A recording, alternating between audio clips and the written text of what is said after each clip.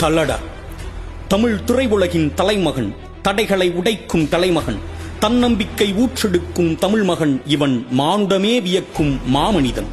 உழைப்பின் உதாரணம் நீ என்பதால் என்னவோ உழைப்பாளர் தினத்தன்று பிறந்தாயோ, பலருக்கு உதவிக்கரம் நீட்டிச் சிறந்தாயோ. இவன் படித்ததோ 10ஆம் வகுப்பு, இன்றோ CBSE பாடத்தில் இவனது தொகுப்பு.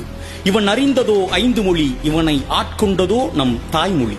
தமிழ் திரையுலகில் கால் பதிக்க காசு கொடுத்தவர் பலர், கால் பிடித்தவர் பலர், அரசியல் செய்தவர் பலர், அடிமையானவர் பலர், பரிந்துரையுடன் பலர்.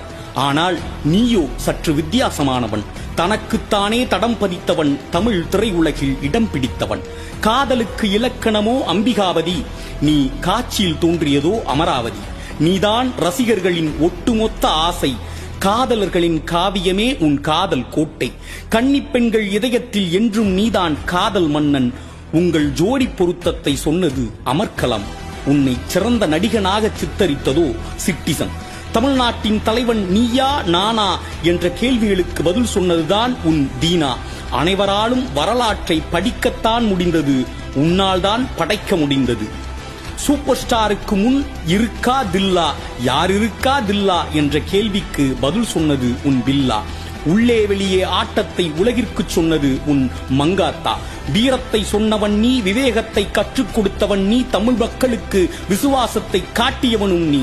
சமூக வலைதளங்கள் அனைத்தும் உன்னை பற்றியே பேசிக் கொண்டிருக்க, இன்னும் சாதாரண அலைபேசியில் பேசிக் கொண்டிருக்கும் சாமானியன் நீ. எளிமைக்கு சொந்தக்காரன், பழகுவதில் பாசக்காரன், ரசிகர்களின் நேசக்காரன், நடிப்பில் கெட்டிக்காரன், புகழில் உச்சியில் மச்சக்காரன், ரேஸ் ஓட்டுவதில் சாகசக்காரன், என்றுமே கலப்படம் இல்லா மனசுக்காரன். என் தலைக்கு தேவையில்லை தலைச்சாயம், அவரால் எவருக்கும் ஏற்பட்டதில்லை மனக்காயம்.